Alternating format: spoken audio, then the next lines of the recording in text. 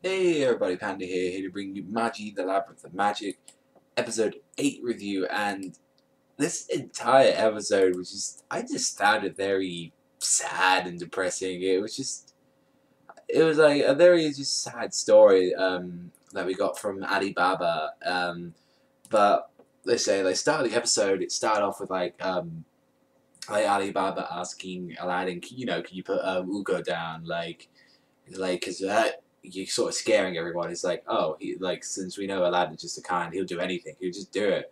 And he's like saying, I've been looking for you for like half a year. It's like, where have you been? Like, let's go and travel the world together. And Aladdin puts out his hand like that to like shake him and like just to see him again. And it just made me so sad because like Alibaba just walked straight by him saying, sorry, I just can't keep that promise to you anymore. And deep down it really like hurt Aladdin because that was like his first friend he's ever made. Well, I guess except Ugo, but his first human friend. And we see like since like what has his name, Miracle Man Alibaba, we see like what his doing from like joining the Fog Troop is doing, saying like, oh, these kids get to eat like food, they get to drink, they get to have clothes, like, and his friend as well, Asim, he got a bit more detail later. He is a dick, but at the same time he's joined the Thug trope, seems like for a good cause. And I loved it. Like it was the best part of the episode is when Morgiana came into Alibaba's room and freaking took him out and like just snuck him out. And even as Morgiana as well, she got really angry with Alibaba, saying, how much you hurt. I was actually going to say gone then, but that's the thing. Hana and Magi just have that same feeling. Honestly, if you compare Gon and Aladdin together, there's literally no difference at all apart from abilities. That's all there is. And like, she just got angry as well. She's like trying to clutch her fist, trying to not freaking knock Alibaba out.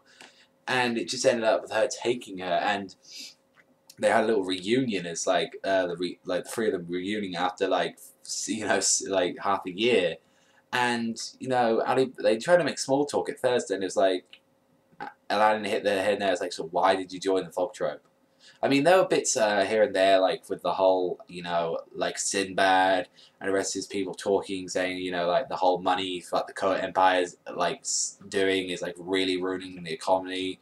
Like the Fog Trope stealing as well, it's not helping the economy, and it's like they really need to take these guys out, otherwise, like the whole empire is just going to be in complete disaster.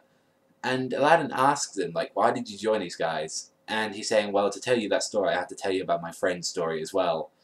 And we find out that Alibaba he was raised in the slums, his mother was a prostitute, and his friend Asim, which he's known from childhood, like, because his mother really did love him and care for him, but how Asim had a terrible childhood. He had a sister as well, which I forget her name, but their dad was like just a regular alcoholic, just beat up his kids, told them to like just get booze, and did not care for their like well-being. And it's like one day he just disappeared, and their mother, like bless them, Alibaba's mother, like took in those two, like the sister and Asim, and like raised them as a family. And like she got ill as well from like a disease or something. They didn't say what she had, but she died, and it's like it was very sad that Alibaba had to go through that, and Asim had to take the role and have to become a thief, and he didn't want Alibaba to like dirty his hands. He said like, I've got the blood of like a dirty man in my veins, I should be the one doing this sort of stuff. And it turned out Alibaba got seen by the king one day, and turned out Alibaba is of royal blood. He is a prince. And I remember like saying, oh, he is royalty anyway, since they said that his sword fighting style, I believe it was episode two or 3, they said that his one is like a swordsman style of royalty.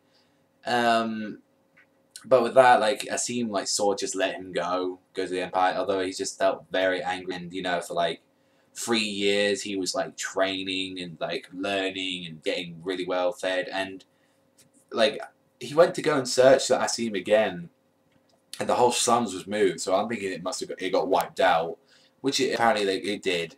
And like what from Asim says, like, oh, everyone's fine, everything's like all good. Like when they returned 3 years later. Although that's probably a lie. I think his sister died or something. When they got moved, evacuated, and he was like, he got him drunk, and he's saying, so like Alibaba, how did you get in? Like, how did you get out of the palace? He's like, oh, I took some tunnels. Like, she's like completely, he's like, oh, I love you, Asim. Like, just like, he was absolutely off his head, and it was like so sad because his father as well was dying, and he even said like, so in the, like his last words to him, saying like, you know, I loved your mother, you're gonna rule the empire, like once I'm gone, sort of that stuff. And Asim, like even though they were friends, he freaking robbed the palace, killed, like set the whole place about, killed his father, did all this stuff, and I'm thinking, why is he helping him? And it sort of ended like that. It sort of ended like saying like, oh, don't kill Alibaba, like we could use him. I'm like, Asim, you're a dick, but I can see what you're trying to do. Like the whole palace thing, no, you're a dick for that. But the whole fog trope trying to like help the poor by stealing from the rich, you know, whole Robin Hood style, it's good. But I don't know. It's just this episode was crazy, and I just can't wait to see what happens next. Tell me what you guys thought in the comment section below. But that's all from me, people. I've been Panda, so thank you very much for watching. Remember, straight like a panda. Sana. I'll see you.